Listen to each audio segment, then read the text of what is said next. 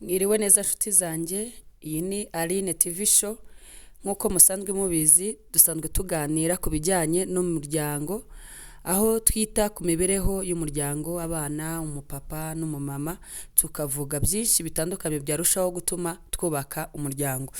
Hanyuma rero umuryango ni ishingiro ry'umuryango mugari, ariko se hari icyo twakwibaza muri iyi myaka 3 ishize, ese umuryango nyarwanda cyangwa se imiryango yo mu Rwanda yabigenda yubaka cyangwa se isenyuka? Ese ikindi twatekerezaho, koko umuryango wo mu gihugu cyacu uri mu nzira yo kwiyubaka cyangwa se hari ibimenyetso bigaragaza ko urimo usenyuka? Nibyo tugiye kuganiraho rero muri iki gihe cyangwa se muri iki kiganiro. Tugiye kurebera hamwe imibare y'imyaka 3 ishize uko yagiye ibigaragaza. Tugiye kurebera hamwe umubare cyangwa se umubare ugaragaza uko umuryango wagiye wiyubaka n'uburyo wagiye usenyuka, ndetse turareba n'umwaka byagiye bibaho.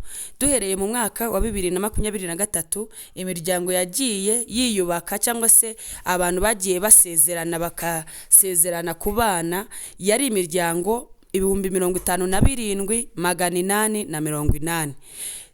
Tugeze mu 2024 usa nkaho ugabanyutse, umubare usa nkaho ugabanyutseho, hasezerana imiryango 52,878. Tukomeje gatoya tugeze ku 2025, ho noneho twasanze imiryango yagiye gusezerana cyangwa se yakoze urugo ari imiryango 50,000. Urumva 50,256, sorry. Urumva uko imyaka yagiye ikurikirana, ubwo nafashe ikigereranyo gitoya, imiryango isezerana yagiye igabanyuka. Hanyuma rero wakibaza utese niki cyabaye kugira ngo imibare y'abasezerana igende igabanyuka? Hagiye hagaragara imiryango myinshi itandukana ku buryo abageze mu myaka yo gushaka bagiye bagira ubwoba. Urwego rufite mu nshingano mu gukemura amakimbirane ndetse no gutanga za gatanya mu miryango yananiwe kubana, bagiye bagaragaza imibare y'abatana muri ubu buryo. Mu by'ukuri nubwo mu 2023 hasezeranye imiryango 57,880, ariko hari harimo gatanya zigera kuri 782. Hanyuma tugeze mu mwaka w'2024 hasezerana imiryango 52,878, ariko hatandukana 1,068. Iyo ni imiryango yatandukanye. Hanyuma bigeze mu 2025 hasezeranye imiryango 50,000 nk'uko twabibonye haruguru, 50,256, ariko gatanya zihita ziyongera cyane, hahita haboneka gatanya cyangwa se imiryango itandukana igera ku 4,479. Mu by'ukuri uyu mwaka wa 2026 ntituramenya neza imibare y'abasezeranye barimo, ariko twamaze kumenya imibare y'imiryango imaze kugeza ikibazo cyayo mu nkiko.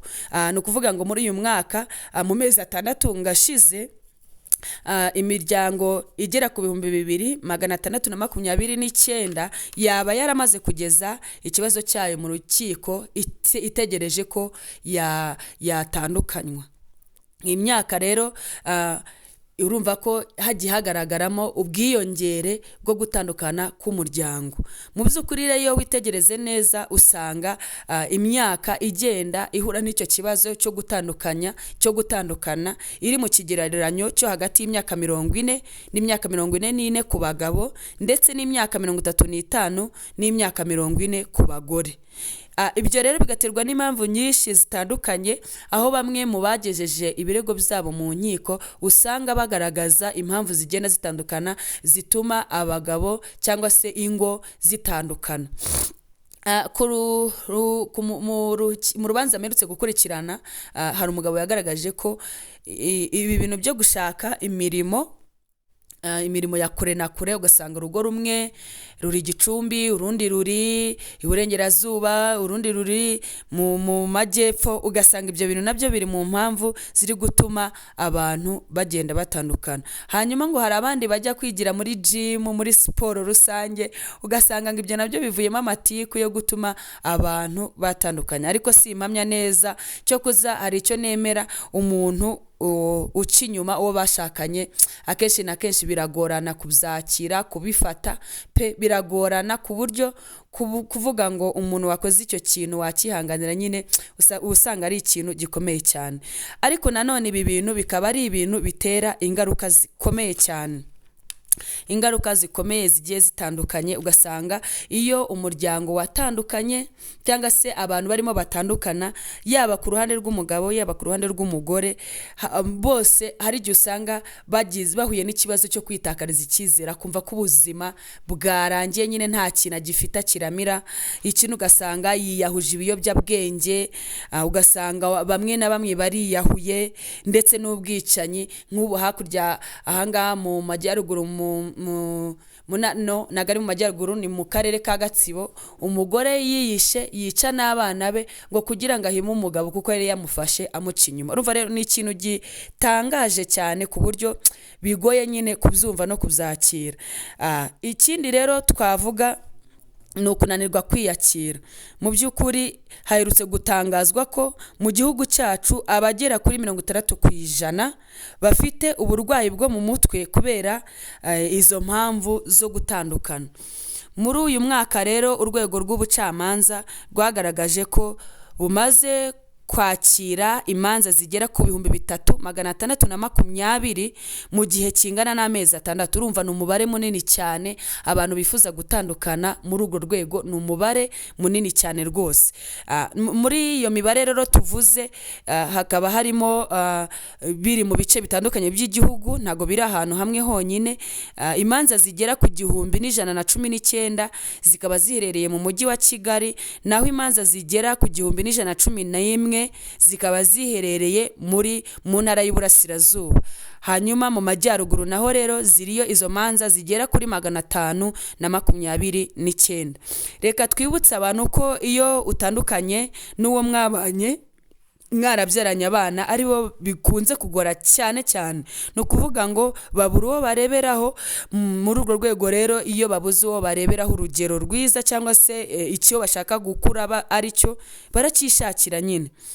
Umwe mu baganga bafasha abantu bahuye n'icyo kibazo, hari icyo yabitangaje, hari icyo yabivuzeho, hari icyo yasabye amategeko kuba yakora. Mu by'ukuri amategeko ngo akwiriye kuba yakoroshya, amategeko akwiriye kuba yakoroshya uburyo bwo gutandukana mu rwego rwo kwirinda izo ngaruka nyinshi zigiye zitandukanye. Murumva ko rero ni ibintu bigoye cyane mu gihugu cyacu, utapfa kuvuga ngo biraho.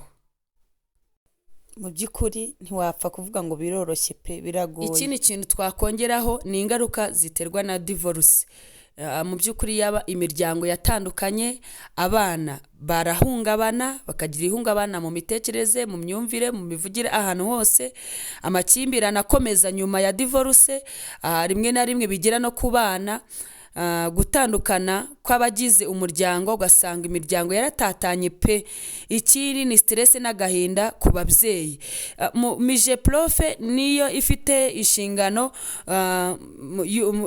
cyangwa se ni Minisiteri y'Uburinganire n'Iterambere ry'Umuryango, ariko ibyo bagenda babona mu by'ukuri ni ibintu bitangaje. So rero turifuza ko buri muntu wese yagira uruhare mu kubaka umuryango nyarwanda. Murakoze cyane. Mwebwe mwese rero mwakurikiranye ikiganiro cyacu, akaba hari icyo wumvishemo, ni ukuri kora subscribe, like, share and comment, urusheho kugenda wumvikanisha cyangwa se ugaragaza ibibazo biri mu muryango wacu mu gihugu cy'u Rwanda. Ndabakunda cyane. Ciao ciao.